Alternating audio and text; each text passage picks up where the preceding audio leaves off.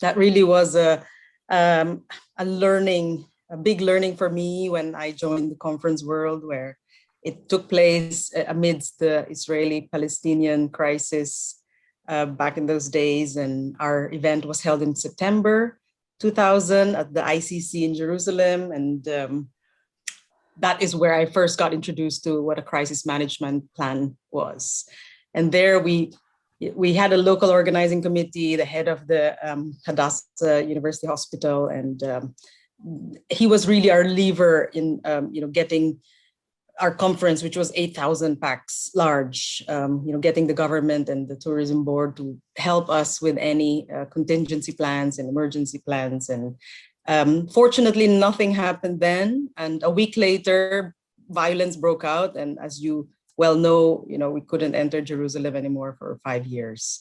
So we were very lucky, and I feel like we really had a good plan in place. We were prepared for everything. And I am pleased to say that that experience for me was critical in the next years of my career, because I really was prepared for the worst case scenario. And a year later, when we went to Glasgow for the European Association for the Study of Diabetes conference, that was also in September, and that is when September 11 hit. On day 3 of our conference, 8,000 people panicked when they saw the crash in New York City, and all the Americans wanted to flee, go home, and get back to their families. And so that was when our crisis management plan was really put into practice. And we managed it after a few days. People managed to go home, and we really worked well with the SEC in Glasgow, and they helped us work through this tough few days, getting people home, and also just everybody panicking more or less. So I think that really got me through the most difficult crisis in my events experience, my career, but also, as you all have been through it, last year, our events pivoted in March when it was supposed to take place in Brussels. And that was exactly 1 week before our event took place, that travel was forbidden.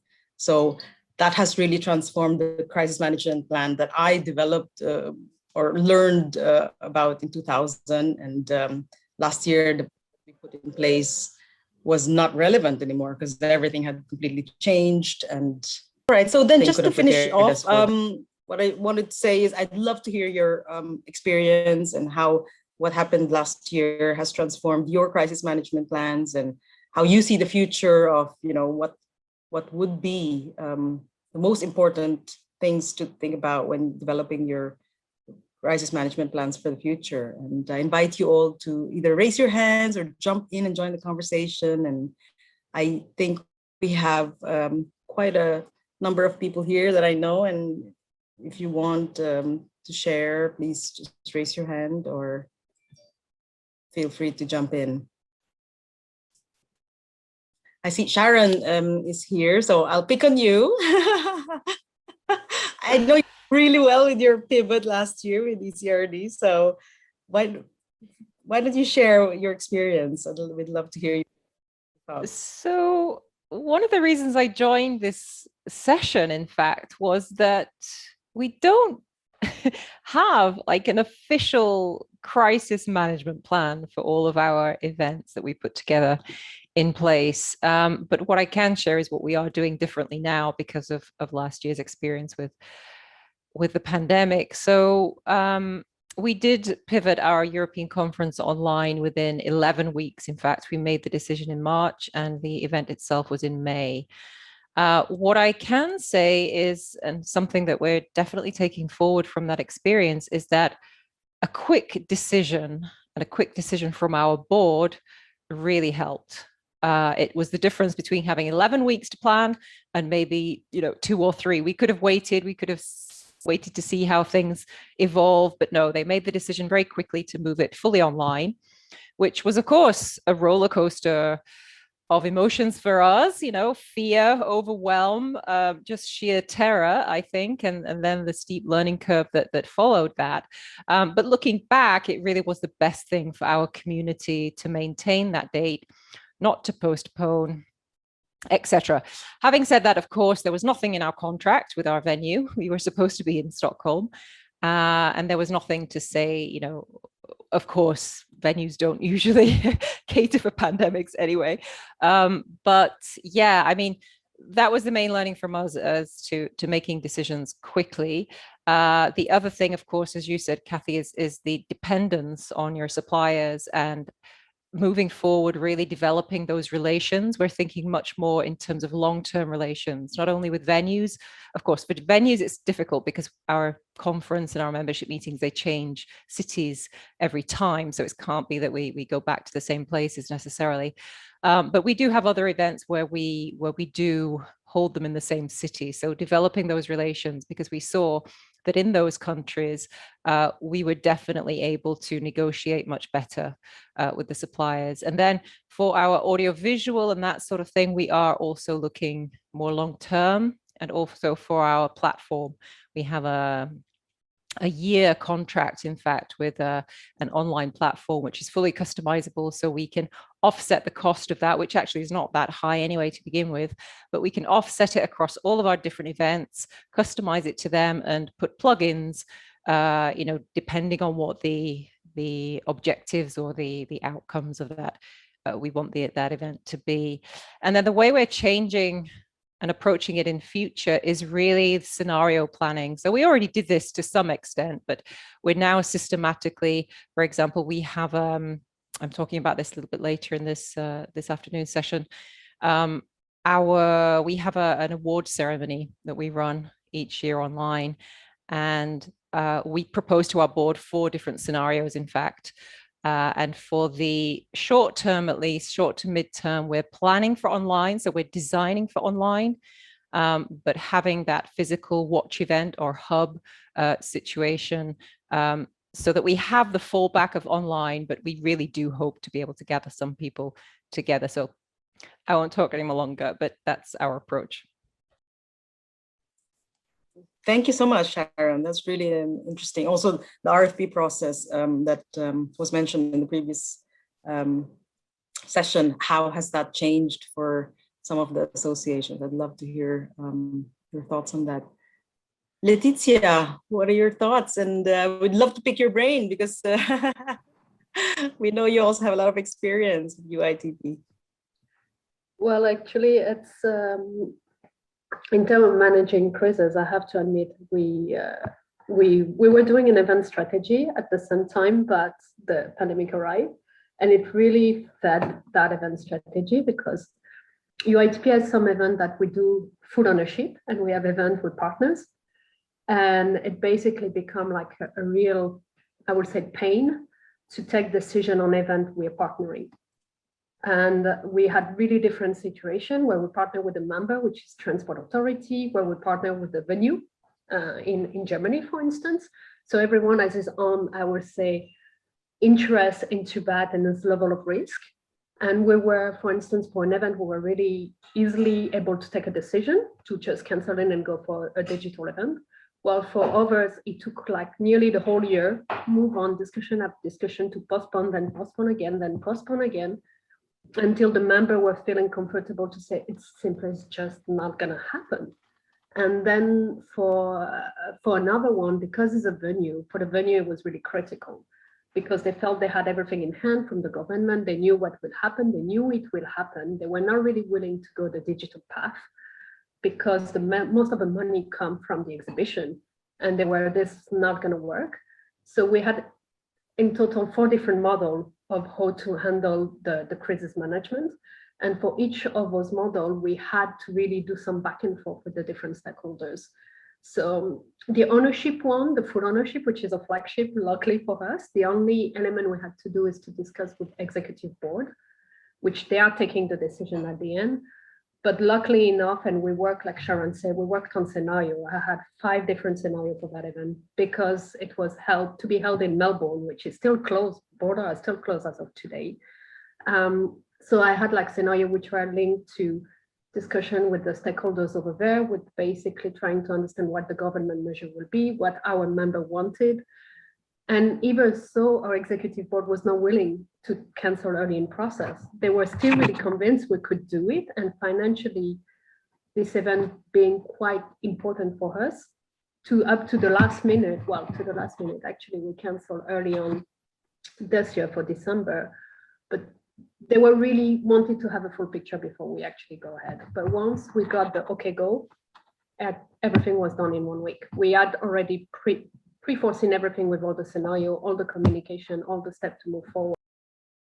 Indeed, a lot of horror stories there, definitely. But it is, as you say, it's so critical to have a partner in the venues, also in the local convention bureaus. And I know from personal experience, Visit Brussels was great. It really helped us, and the conference center as well. So I'd like to ask, thank you so much, Leticia. I'd like to ask Catherine, perhaps, from a convention bureau perspective, what your thoughts are. I mean, I recognize a lot in what you guys are describing, because of course we just delivered the Eurovision Song Contest. So we had our own event as a city. We had the scenario planning. I think the greatest learning is that even when it's a fully owned event, in this case it was not, it was really a collaboration, that stakeholder management is key, understanding everybody's interests and also their pain points, what it is that what's driving their decision. And the layering of solutions. So really tapping into I would say any destination you go into, tap into the expertise that's there from the medical community, from the technical community, the events infrastructure as well. Some of you may know that in the Netherlands, I think the Netherlands was first to launch this, the Field Lab test events. This was almost immediate, and it was a collaboration of government and events professionals, medical professionals, microbial professionals, working together to see what tests exist, how do they work, and every event that was organized as an experiment. Football matches, cabarets, anything you can name, including a small conference of about 500, leading up to Eurovision, at which there were 9 shows, each of them with 3,500 live participants. And of course, the delegations coming from all the different countries that were multiple individuals per delegation. What you saw there was a very safe, ultimately, no cases arising out of it, but very safe approach for the shows themselves. Let's call them technical tours for the delegations, because they were guided throughout the city to have a real Rotterdam experience in bubbles, also very safe. We had 2 cases that cropped up in the delegations that pre-existed. So they were not positive before they were not positive upon arrival, but then suddenly yes. So that meant that they had contracted it in advance. Or something like this. I don't know, I'm not a doctor, but anyway, but the solutions that were put into place to also include them in the award ceremony, from their hotel room, everything. I have to say, I was a little bit on the sidelines because I worked on the bid, but we were really impressed by how all of those elements came together. So this multidisciplinary approach, considering all the stakeholders, I think there were 4 different scenarios, and agility. So really being able to turn on a dime and say, okay, so scenario 1 is not going to work, set it aside, forget about it, and move on with the following scenarios. Everything that was developed, from marketing to city dressing to information, the Eurovision virtual village as well, everything was scalable. So it was scalable to go from fully virtual to hybrid to live, should it be necessary. So a huge amount of work, of course, but you only do Eurovision once, so it was all out, but definitely achievable when you have the right expertise in place. And that's why I say, look at whatever destination you're going to, look to see what is in that network, see what their track record is so far, what have they achieved. We're going to be sharing findings from Eurovision in September. We have a tentative date set for our next, some of you may know, we did a couple of Rotterdam experiments on emerging technologies. The next one will be the 28th of September. Don't tell anyone because it's not official. But we're really going to dive into Eurovision, and we're going to talk to all of the experts, all the stakeholders, behind the scenes look at how do you do this in the middle of COVID, have 3,500 people in an arena, laughing, singing, dancing, eating, drinking, and just being normal again. So yeah, that's my feedback. And as a CVB, what I can tell you is in your RFPs, specify what it is you need. Think with us. We want to work with you on this. We're learning as we go as well. We're sometimes surprised to see that RFPs have not changed. That's surprising sometimes. And sometimes we trigger it and we say, okay, just in case you decide to go hybrid, please be aware that the venue also has a studio, or that we have this available to you or that.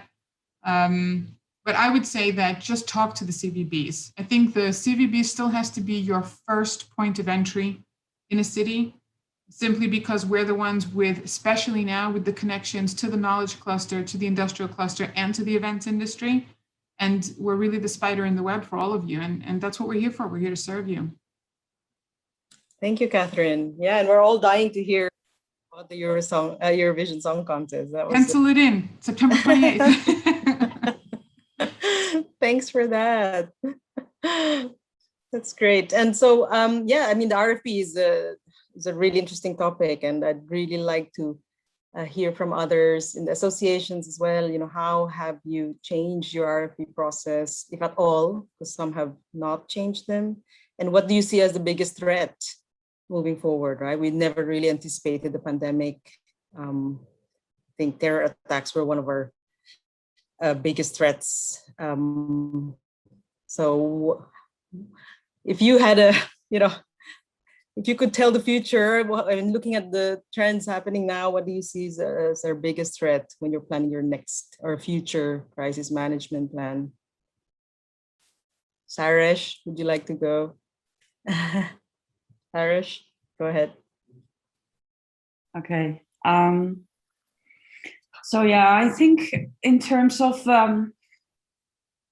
pandemic wise, that both associations and venues already know that they must be much more flexible in when they make a contract. So I think from the bids we have received, everybody was really willing to be flexible, which is very encouraging as an association, because we simply do not know what will happen. What we did before the pandemic, though, was our conference was supposed to be in Cape Town. And for the first time ever, it will close in 53 seconds. I will do it quickly then. We made a full crisis plan. What if a crisis would happen during an event? And who were our contacts? Where was the meeting point?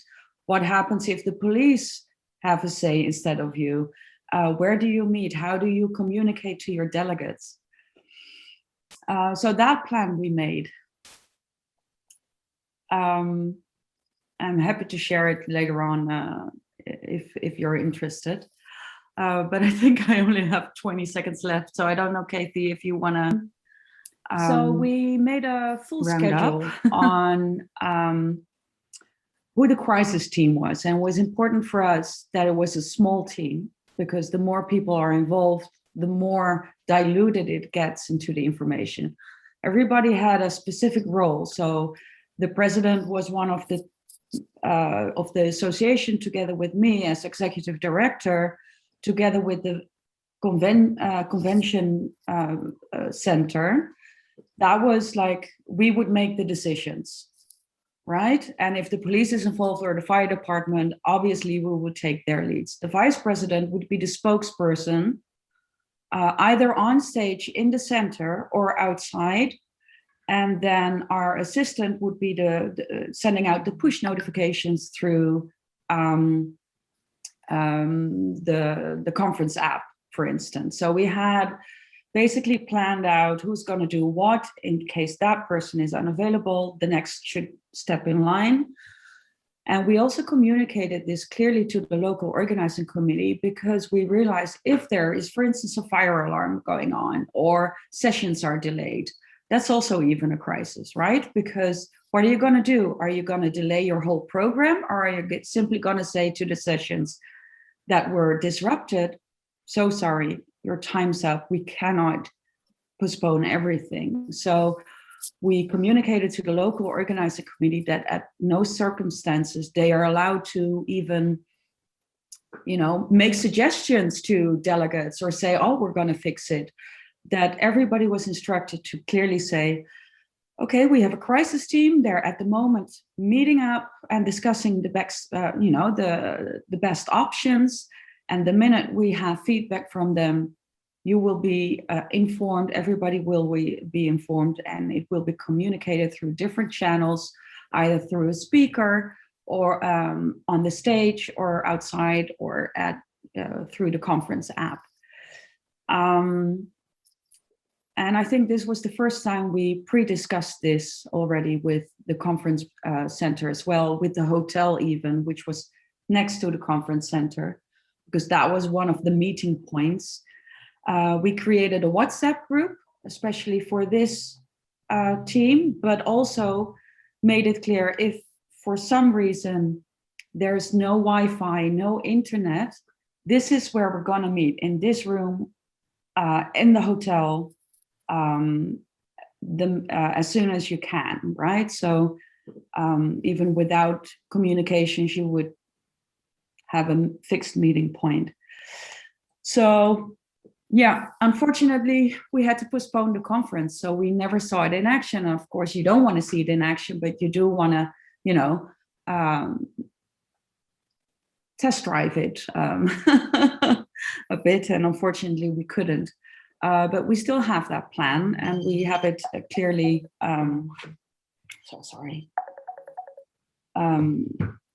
clearly written down and published so that everybody is aware.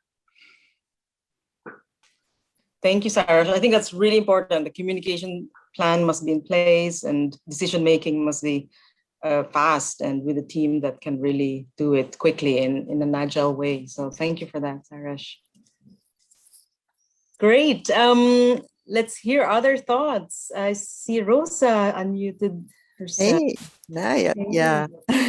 Go ahead, Well, Rosa. hello, I'm sitting in Vienna and I'm bringing a little bit the part of the coordinator, maybe between associations and the various partners after they have been through the Convention Bureau, where they really have all the information you need to have regarding protocols, how the destination is prepared or not prepared for, how their venues have applied the protocols and blah, blah, blah. So what I want to add is a little bit, I know, the awful work Sarah was talking about, obviously that's your internal preparation, and I think it's great. However, when you decide that you're going to go to a specific destination because you have been already gone through all the questions you need to do to post now that you didn't have to do that before on your request for proposal, if you come to the destination, you really need to trust your partners. It's like deciding to go to a restaurant, you need to trust the cook. You don't go into the kitchen and say, okay, let's see, in case he doesn't know how to. It's just maybe a silly example, but that's how it is. You choose the destination when you have had the answers to all your new questions, everything that's troubling you, so you feel safe to choose a specific destination. And once you're there, obviously, you need to trust the various partners. It's not only the venue that obviously you have to use because you meet there, but you have hotels, but you have restaurants where you're going to go eating with your peers or not. You have taxis you're going to take.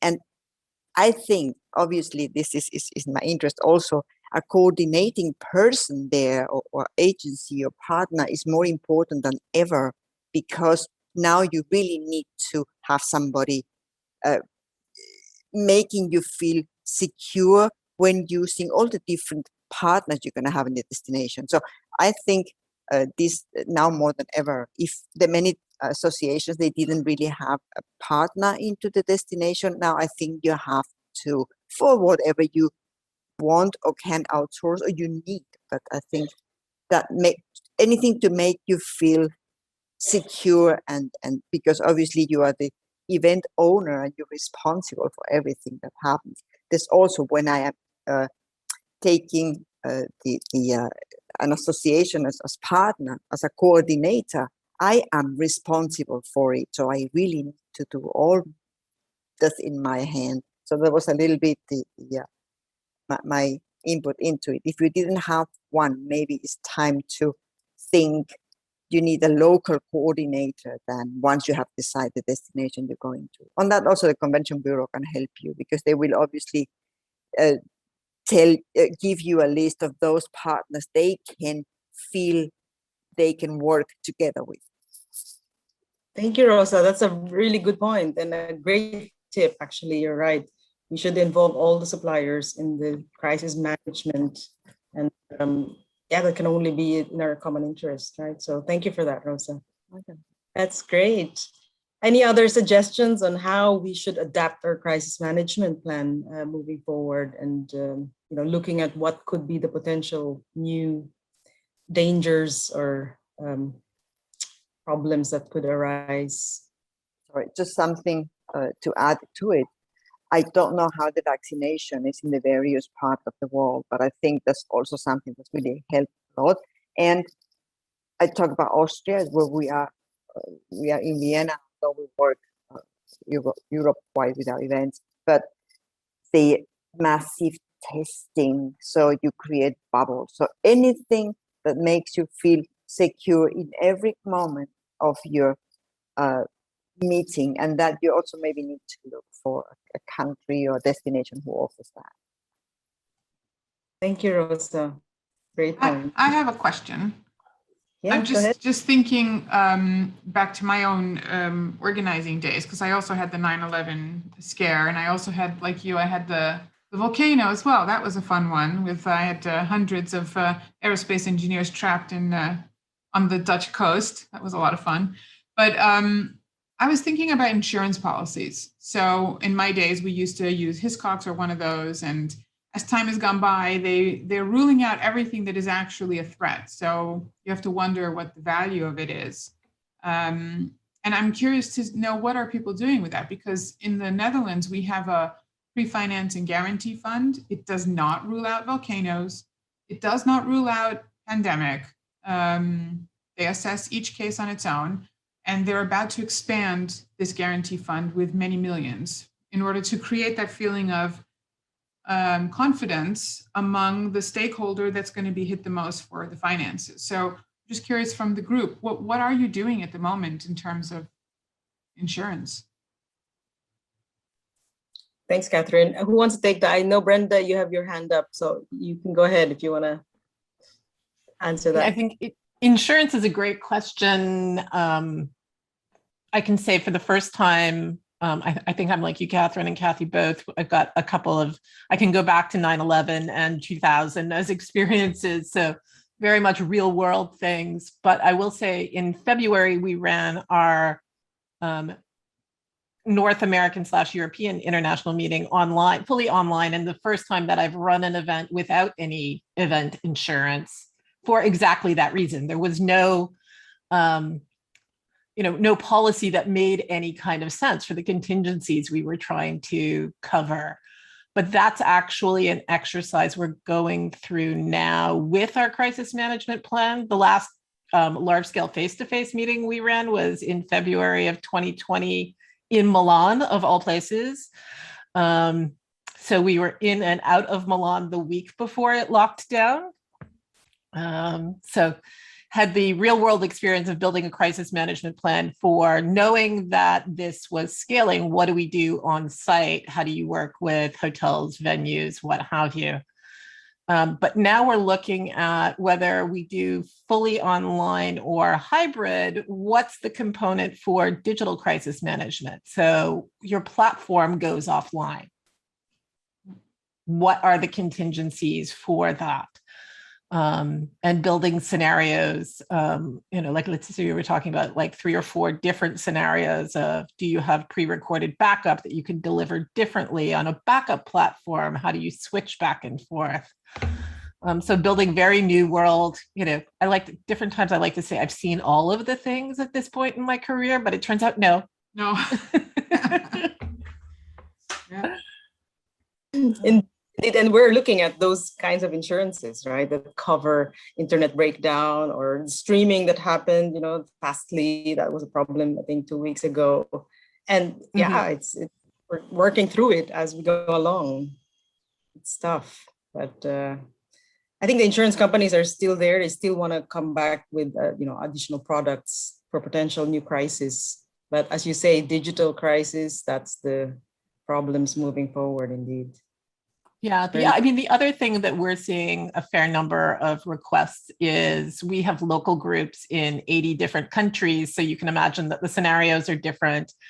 And they've been meeting online, but are going back to local face-to-face meetups. And they're looking for guidelines from us as the global entity for what is health and safety best practices.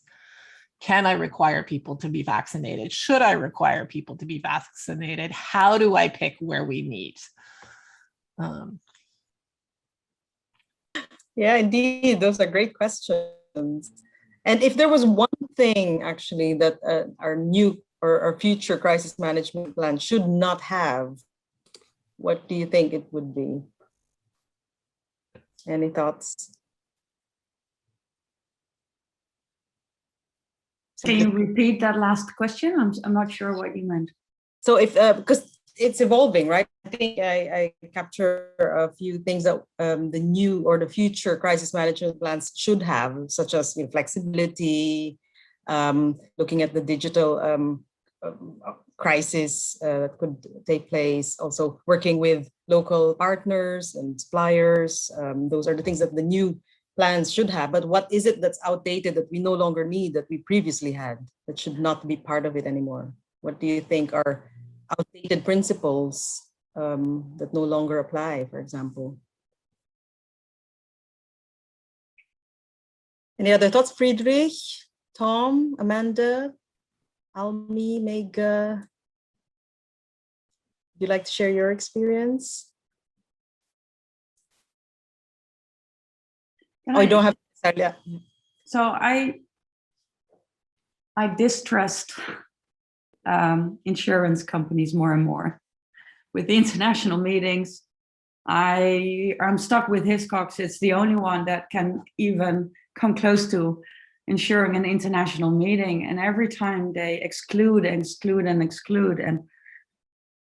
And at one point, we made strong negotiations with the tax office where we're based here to just say, okay, we need this much money on our bank account, and we will not touch it, even though we're a nonprofit, because we're taking on much more risks because the insurance companies will not pay.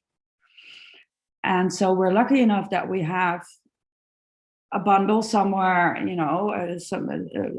some cash that if we go bankrupt for a meeting, we don't go bankrupt as an association. I think it's really important to have that and educate your delegates because they need their insurances ready and they are responsible too. I mean, our disclaimers and our terms and conditions are probably not read by many, but we do inform them actively about taking on insurance. But as far as like the conference center goes, they were very flexible. Cape Town realized that we couldn't have a meeting. And I mean, we basically told them we're willing to come just at a later stage. So often they're open to suggestions about postponing until a better time. And so I don't expect the worst from our conference partners. I expect the worst from the insurance companies. I see Catherine's nodding. I just wanted to say luckily that. enough, look, it's great. Thank you for your honesty, and it's good to share it on a platform like this because we all had different experiences, I'm sure. But we were lucky enough that our insurance policy kicked in, and that saved us actually, which is great. But obviously, moving forward, premiums have gone up, doubled actually, and so then make no sense anymore.